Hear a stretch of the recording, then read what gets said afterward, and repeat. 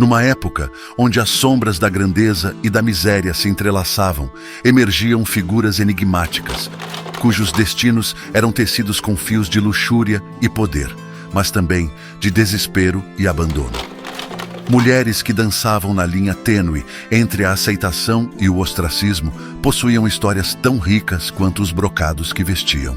Mas quem eram elas realmente? Olá, viajantes da história. Embarquem conosco em uma viagem ao passado intrigante e misterioso das cortesãs medievais. Estão prontos para desvendar os segredos de suas vidas enigmáticas?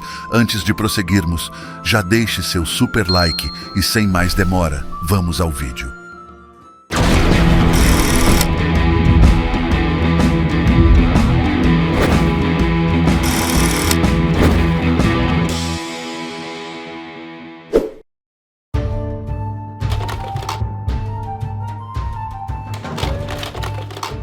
Nos recônditos do passado medieval, longe dos olhos do comum, surgiam figuras femininas cujas vidas estavam entrelaçadas com o destino de reis e mercadores, mas também com a miséria e a marginalização. As cortesãs, frequentemente filhas de camponeses empobrecidos ou de artesãos em decadência, descobriam na cortesania uma rota não apenas de sobrevivência, mas de possível ascensão social.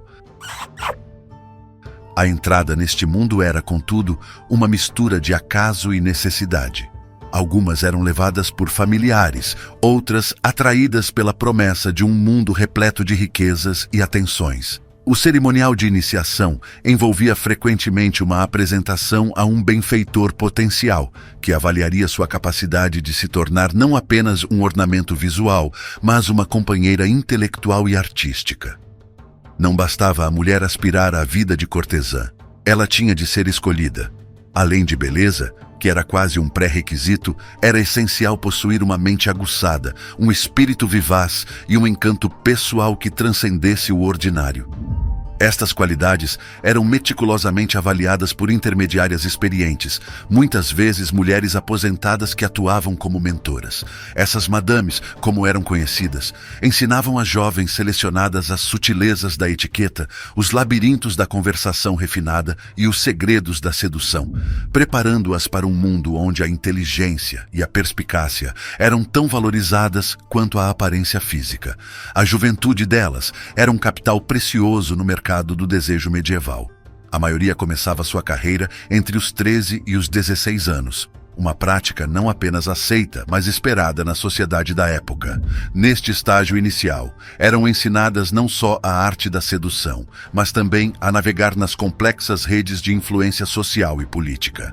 Apesar da tenra idade, esperava-se que desenvolvessem rapidamente a maturidade necessária para manter e nutrir as conexões que definiriam seu status e sustento futuros. Entre o céu e o inferno. As cortesãs habitavam uma zona paradoxal da sociedade medieval, oscilando entre a admiração e a condenação. Por um lado, eram símbolos de sofisticação e influência, frequentemente vistas adornando eventos da alta sociedade, suas habilidades em conversação e etiqueta tão apreciadas quanto sua beleza. No entanto, sob o olhar severo da Igreja, eram consideradas figuras de moral duvidosa, muitas vezes citadas em sermões como exemplos de pecado e decadência. Este estigma religioso colocava elas em uma posição vulnerável, sujeitas ao escrutínio público e à censura eclesiástica. Ainda assim, paradoxalmente, não era raro que membros do clero fossem entre seus clientes mais assíduos, destacando a complexidade das normas sociais e morais da época.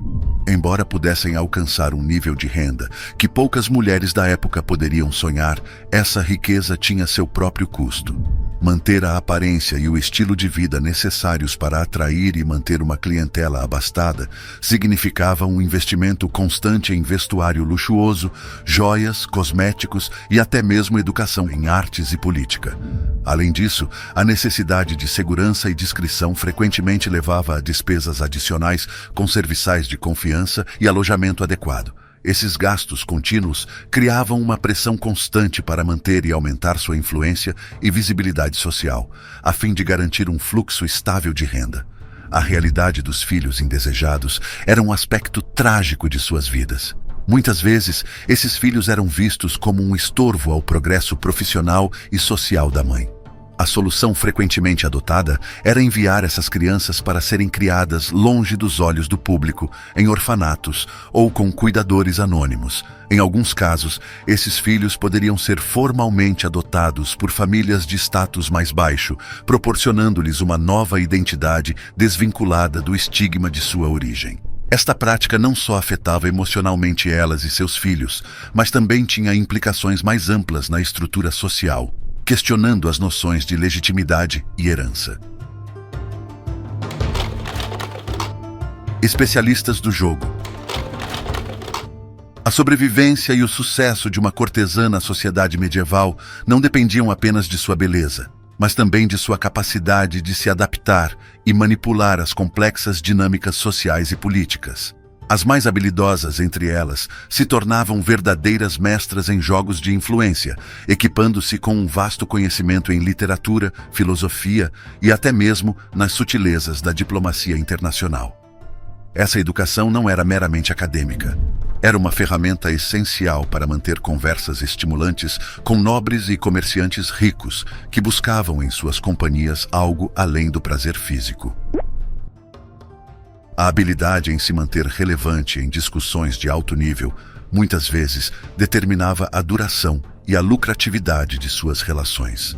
Frequentemente se encontravam no coração das redes de poder, exercendo influência através de seus relacionamentos íntimos com figuras políticas-chave. Algumas, devido à sua proximidade com líderes poderosos, atuavam como conselheiras informais, oferecendo insights que poderiam alterar o curso de decisões políticas importantes. Essa influência era um testamento não apenas ao seu charme, mas à sua astúcia e inteligência. Em alguns casos notórios, muitas foram a força por trás de importantes tratados e alianças políticas, manipulando suas relações para beneficiar não só a si mesmas, mas também a facções e famílias inteiras. À medida que a Idade Média avançava para os seus capítulos finais e a Renascença começava a despontar no horizonte, o papel e a influência das cortesãs começaram a enfrentar desafios significativos. As mudanças sociais e econômicas, como o aumento do poder da burguesia e a reforma protestante, começaram a redefinir o tecido social de maneiras que muitas vezes as marginalizavam. Sua habilidade em adaptar-se a essas novas realidades determinava frequentemente se elas encontrariam novos patrocinadores ou se seriam relegadas ao esquecimento e à pobreza.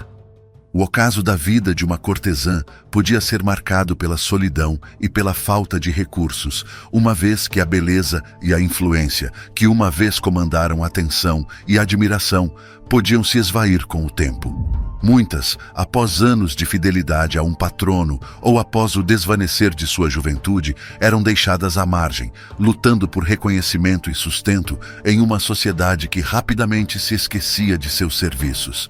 Este capítulo final era um reflexo amargo do ciclo da vida cortesã, uma ascensão meteórica seguida por um declínio frequentemente abrupto e impiedoso.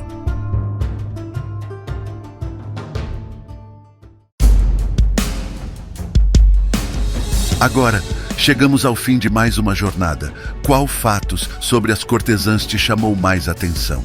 Sua perspectiva é valiosa para nós. Deixe seu comentário e participe da conversa. Não esqueçam de deixar o seu like no canal, essa ação ajuda muito.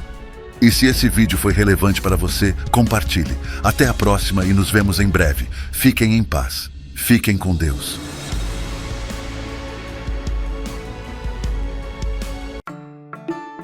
Na Idade Média, a fertilidade era considerada uma bênção divina e muitas mulheres se esforçavam para ter filhos. No entanto, sem o conhecimento médico e científico avançado que temos hoje, as mulheres daquela época recorriam a uma variedade de práticas e crenças para aumentar suas chances de concepção. Olá, viajantes da história!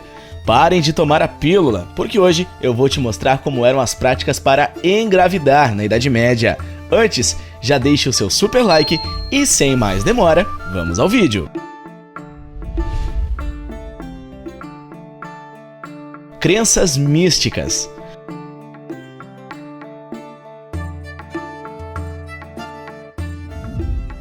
Na Na Idade Média, muitas pessoas acreditavam em poderes mágicos e divinos que podiam influenciar a fertilidade feminina. Por exemplo, acredita-se que certas plantas, como o agnocasto ou a arruda, tinham propriedades mágicas que podiam ajudar as mulheres a engravidar. Além disso, algumas pessoas acreditavam que visitar lugares sagrados ou fazer oferendas aos deuses poderiam aumentar a fertilidade feminina.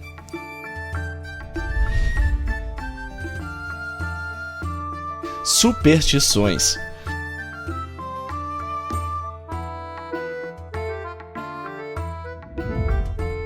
Além das crenças místicas, muitas superstições também cercavam a fertilidade feminina na Idade Média. Por exemplo, acredita-se que carregar uma bola de linho durante o dia e colocá-la debaixo do travesseiro durante a noite poderia ajudar a conceber. Outra superstição popular era a de que as mulheres deveriam andar descalças sobre a neve para aumentar a sua fertilidade.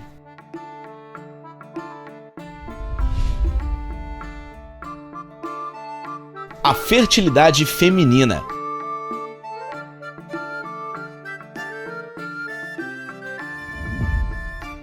Na Idade Média, algumas relações eram consideradas benéficas para a fertilidade feminina. Por exemplo, acreditava-se que ter relações com o homem por cima ou em cima de uma pedra furada poderia ajudar na concepção. Além disso, muitas mulheres tentavam controlar o momento para maximizar as chances de concepção, como ter relações durante determinados períodos no ciclo menstrual.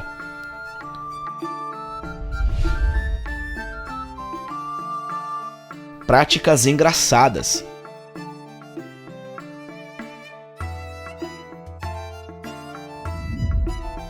Algumas práticas amorosas na Idade Média podem parecer engraçadas ou até mesmo bizarras para nós hoje em dia.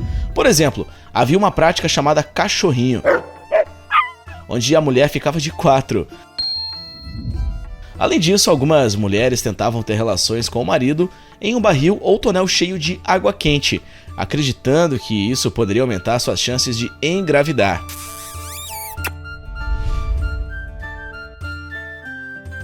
Papel da alimentação.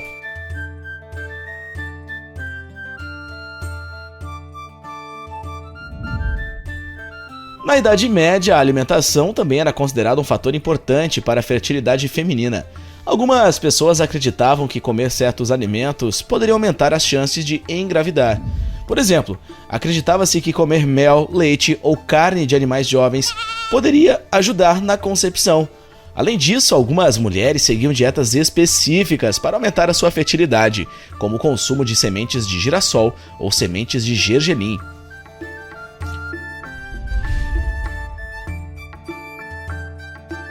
Banhos e duchas.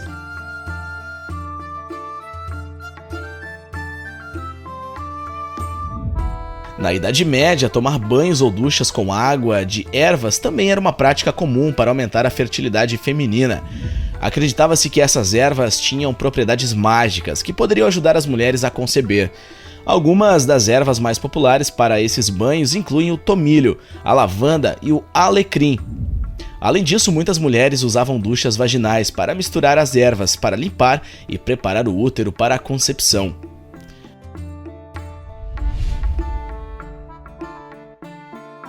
O papel do marido.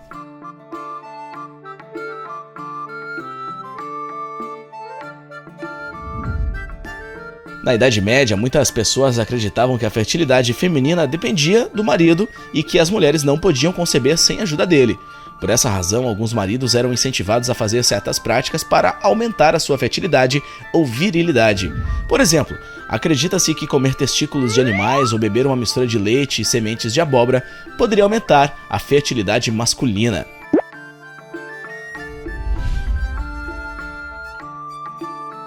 Remédios e tratamentos.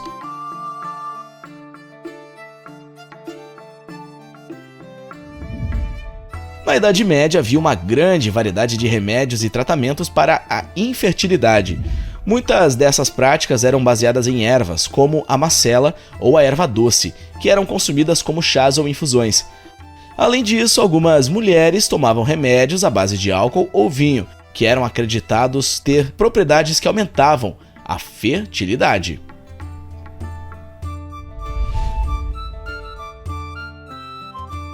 Amuletos e talismãs.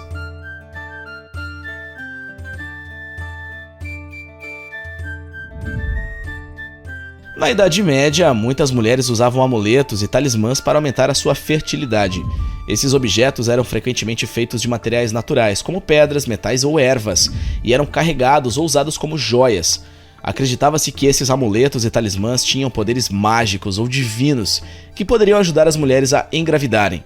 Entre os ossos utilizados nesses amuletos, encontramos ossos de galinha ou de pássaros, ossos de coelho, de peixes e também de gado. Acredita-se que esses ossos tinham propriedades mágicas que poderiam ajudar as mulheres a engravidar.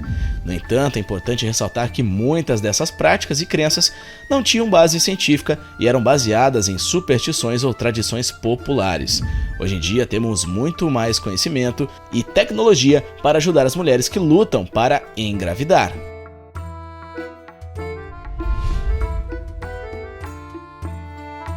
Astrologia e horóscopos.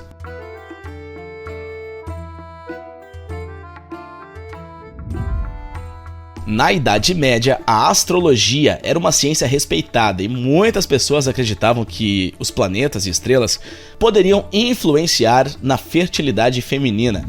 Muitas mulheres consultavam astrólogos para obter conselhos sobre o momento certo para conceber ou para descobrir se teriam filhos. Além disso, muitas mulheres tinham seus próprios horóscopos de fertilidade, que eram baseados em seu signo astrológico e outras informações sobre sua saúde e estilo de vida.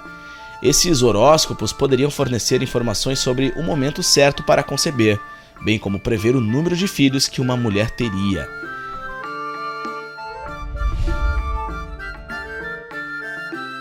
A importância da virgindade.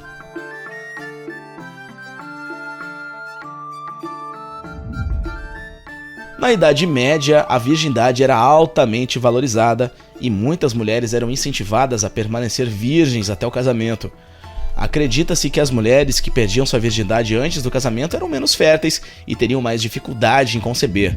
Além disso, algumas pessoas acreditavam que as mulheres que eram sexualmente ativas antes do casamento eram mais propensas a ter filhos ilegítimos.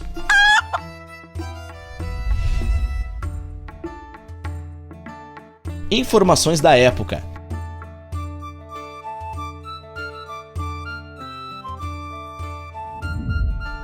Embora muitas das práticas e crenças sobre a fertilidade feminina na Idade Média pareçam estranhas ou até mesmo engraçadas hoje em dia, é importante lembrar que essas práticas eram baseadas nas informações e conhecimentos disponíveis da época. Hoje em dia temos muito mais conhecimento científico e tecnológico para ajudar as mulheres que lutam para engravidar. No entanto, ainda existem muitas crenças e práticas tradicionais que persistem em algumas culturas ao redor do mundo. É importante avaliar essas práticas à luz da ciência e da medicina moderna para garantir a saúde e o bem-estar das mulheres. No coração palpitante da história, escondido nas sombras do passado, reside um segredo que determinava destinos. Mulheres, poder, intrigas. Será que você está pronto para descobrir a verdade que moldou vidas? Olá, viajantes da história. Adentrem o fascinante mundo dos dotes na Idade Média e seus impactos ocultos. Será que você consegue adivinhar o preço de um coração? Antes, já deixe seu super like e, sem mais demora, vamos ao vídeo.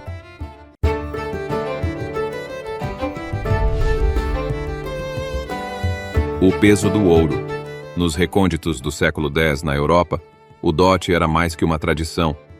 Era um contrato, um pacto que definia o destino das mulheres. Em grandes castelos e vilas modestas, esse pagamento ditava o rumo de corações e almas. Em regiões como a Provence e o Ducado da Borgonha, os dotes serviam como garantia para a segurança financeira das noivas. A sociedade, então predominantemente feudal, girava em torno de terras e linhagens. E o dote, muitas vezes, não era apenas sobre dinheiro ou propriedades, mas também sobre alianças políticas e sobre como as famílias podiam manter ou aumentar seu poder. Literalmente, o peso de ouro. O dote, muitas vezes em moedas e propriedades, determinava o status e o poder da família da noiva. Mas o que acontecia quando uma família não podia pagar um dote adequado? Nas terras da atual Espanha e Portugal, muitas jovens eram levadas para conventos ou se tornavam servas, seu destino traçado pelo peso ou falta das moedas. Mas, oh, que ironia! Mesmo recheado de riquezas, nem sempre trazia felicidade. Havia histórias sussurradas nas ruas de Veneza e Florença sobre noivas que, apesar dos dotes opulentos, choravam escondidas nas sombras dos grandes palácios. Casamentos eram menos sobre amor e mais sobre poder e política. Dotes eram negociados meticulosamente, e as noivas, muitas vezes, apenas peões em um jogo maior. Reinos como os da Inglaterra e da França utilizavam o dote como ferramenta estratégica, solidificando alianças ou garantindo terras.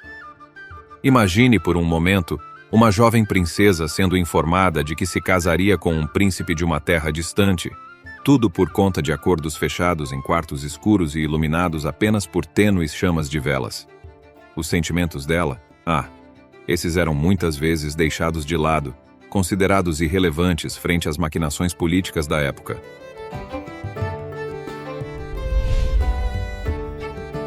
Romances proibidos. Elevando-se altivamente acima das paisagens, os castelos da Idade Média não eram apenas fortalezas de pedra, mas também cárceres dourados para muitas donzelas.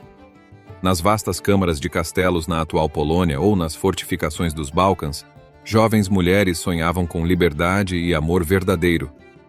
Porém, sem um dote adequado, muitas vezes eram mantidas afastadas da sociedade, aguardando um futuro incerto. Suas vidas, regidas pelo ouro e prata de seus dotes, frequentemente não lhes permitiam explorar o mundo além das altas muralhas e torres. O amor.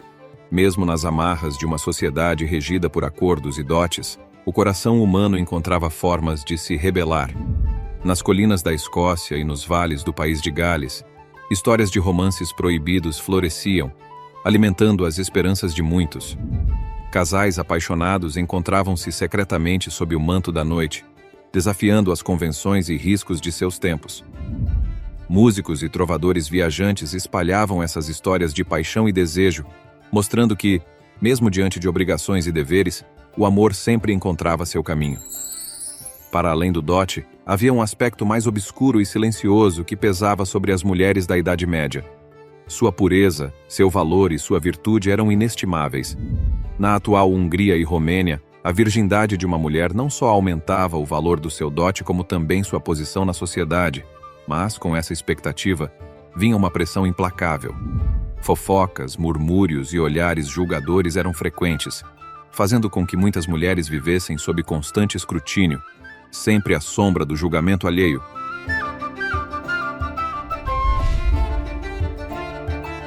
As mudanças na sociedade. Nas estalagens, tavernas e praças públicas da Europa medieval, o dote era frequentemente tema de piadas, fofocas e canções. Em regiões como a Andaluzia e a Navarra, trovadores entoavam melodias zombando de dotes insuficientes ou noivas que, diziam, eram caras demais.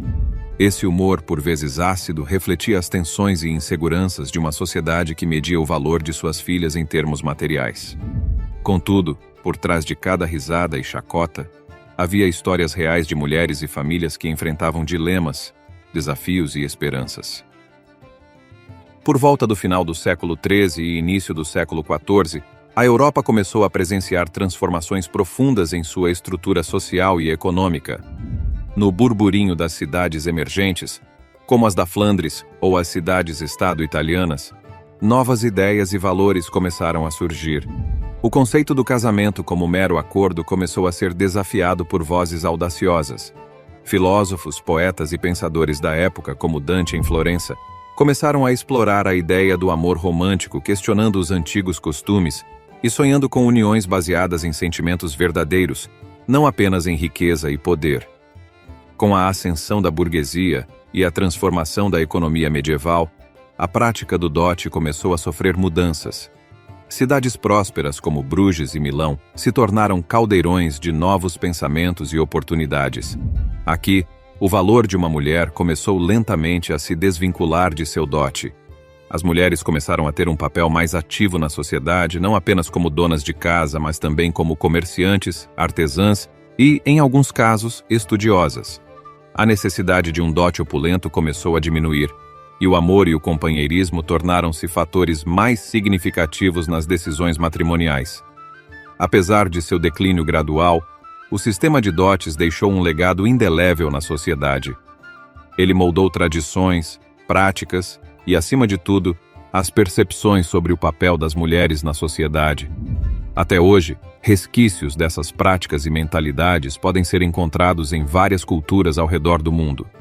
E embora muitos de nós possam ver o dote como algo do passado, as questões que ele levanta sobre valor, igualdade e direitos ainda ressoam em nossos tempos modernos.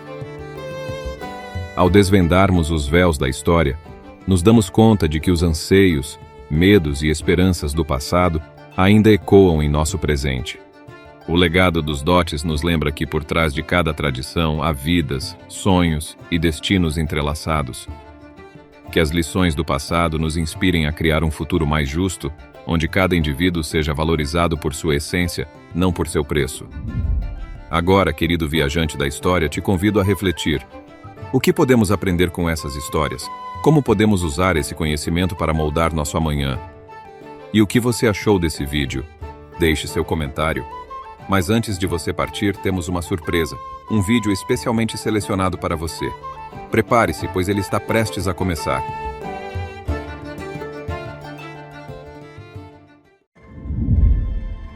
Em uma época onde os segredos se escondem por trás das grossas muralhas de pedra e o murmúrio do vento traz contos de bravura e perigo, onde você acha que poderia se encaixar? O arrepio que sente agora, a intriga que pulsa em suas veias, é só o começo. Olá, viajantes da história! Por quanto tempo você conseguiria viver na Grécia Antiga ou na Idade Média? Antes de responder essa pergunta, já deixe o seu super like e sem mais demora, vamos ao vídeo. Um mundo estranho, costumes da Grécia Antiga. A Grécia Antiga. Se pensava que os gregos apenas brilhavam nas artes e filosofias, pense duas vezes. Se você conhece o conceito de fast food, bem, os gregos tinham suas versões iniciais de lanchonetes chamadas termópilas. O problema era a falta de inspeção sanitária. Ninguém quer uma pitada extra de bactéria no seu giroscópio, certo? Além disso, eles tinham espetáculos incríveis nos teatros, mas esqueça o conforto dos nossos cinemas. Era sentar-se em pedras, sob o sol escaldante e sem pipoca. Ah, e sobre vestimentas, eles adoravam um bom tecido branco, mas roupas íntimas não eram tão comuns. Já imaginou enfrentar o verão grego com uma túnica pesada e nada por baixo? Nossos reality shows são nada perto das divindades da Grécia antes de Cristo. Imagine um episódio onde Afrodite, a deusa do amor, briga com Ares, o deus da guerra, por causa de um mortal. E não se esqueça de Dionísio, o deus das festas. Ele certamente teria seu próprio show de final da noite. E quanto à superstição? Céus! Romper um vaso poderia trazer 7 anos de azar. Pelo menos se acreditava que as ninfas se ofenderiam. E se você pensa que nossos horóscopos são complicados, tente entender os oráculos gregos. Eles poderiam dizer que você teria um dia ruim porque viu uma coruja de manhã. Honestamente, quem precisa de café quando tem predições tão agitadas? Medicina e doenças. Enquanto temos nossos médicos da família, os gregos tinham Asclépio, o deus da medicina. Mas se você pensa que um check-up com ele era simples, você está enganado. Acredita-se que serpentes eram usadas em rituais de cura. Não exatamente o tipo de enfermeira que você gostaria de encontrar. As operações eram uma verdadeira façanha, dadas as ferramentas primitivas e o entendimento limitado da anatomia. Sem anestesia ou compreensão adequada de assépsia, a cirurgia era para os corajosos ou desesperados. Doenças como malária e tuberculose eram comuns e frequentemente atribuídas a maldições ou descontentamento dos deuses, e não a mosquitos ou infecções. E o tratamento? Bom, um bom ritual e algumas ervas. Ah, e beber vinho, muito vinho, pois era mais seguro do que água na época. Talvez não fosse tão ruim, afinal. Se mudar para a Grécia parece assustador. Esperem até chegarmos à Idade Média, na Europa. Aqui a palavra festa tinha um significado completamente diferente. Gatos pretos? Melhor nem ter um. E os banheiros? Basicamente um buraco no chão ou uma janela no castelo. A arte da disciplina. Nem pense em sussurrar uma palavra sobre horóscopos ou cristais na Idade Média, especialmente durante a Santa Inquisição. Esta era a equipe de controle de qualidade da Igreja Católica, mas em vez de verificar produtos defeituosos, eles buscavam heresias ou bruxarias. Ter uma opinião diferente sobre algum dogma? Isso poderia te render uma visita dos inquisidores. E eles não eram exatamente conhecidos por serem gentis ou pacientes. Eles usavam diversos instrumentos de persuasão, que na realidade eram dispositivos de tortura, para extrair confissões e, acredite, a lista de espera não era para ser julgado, mas para ver se você seria absolvido. Normalmente, não de uma maneira amigável ou condenado à fogueira. E se você estivesse perguntando sobre o direito de defesa, bem, era quase inexistente. Melhor não se meter em encrenca, certo? Se você acha que nossa atual situação de saúde é desafiadora, imagine na peste negra. 1/3 da população europeia foi dizimada. A boa notícia? Isso impulsionou o uso de perfumes, já que as pessoas achavam que o ar ruim causava doença, e você reclamando de álcool gel. Na Grécia Antiga, a justiça era uma mistura intrigante de religião, filosofia e política. Se imaginava ser ostracizado por não curtir uma foto nas redes sociais? Tente ser expulso de Atenas. O ostracismo era uma prática real, onde os cidadãos votavam usando cacos de cerâmica, chamado ostraca, para banir uma pessoa da cidade por 10 anos. Era como um time-out gigante para adultos indesejados. Torturas? Bem, eles tinham um touro de bronze, um dispositivo macabro onde a vítima era colocada dentro de uma estátua de metal em forma de touro, e em seguida o metal era aquecido. Os gritos da vítima soariam como um rugido de touro, criativo, mas aterrorizante. Já na Idade Média, as coisas eram mais variadas.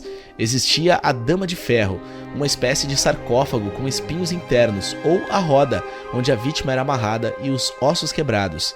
E não vamos esquecer da forca e da guilhotina, sempre populares para punições públicas. Mas nem todas as punições eram mortais. Algumas visavam humilhar. A gaiola da vergonha era uma estrutura de madeira onde criminosos eram expostos em praças públicas para escárnio.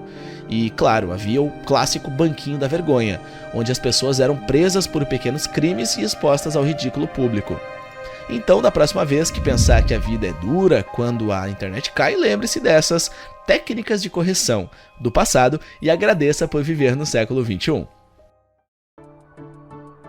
Sejamos honestos, sobreviver em ambas as épocas seria um desafio e tanto, mas ao olharmos para trás, podemos agradecer pelos avanços e inovações que nos trouxeram até aqui, e também aprender que, independentemente do século, a capacidade humana de adaptação e superação sempre brilha. E o que você achou desse vídeo? Deixe o seu comentário e não sai daqui sem deixar o seu super like, ajuda demais o canal. Um forte abraço e até o próximo vídeo.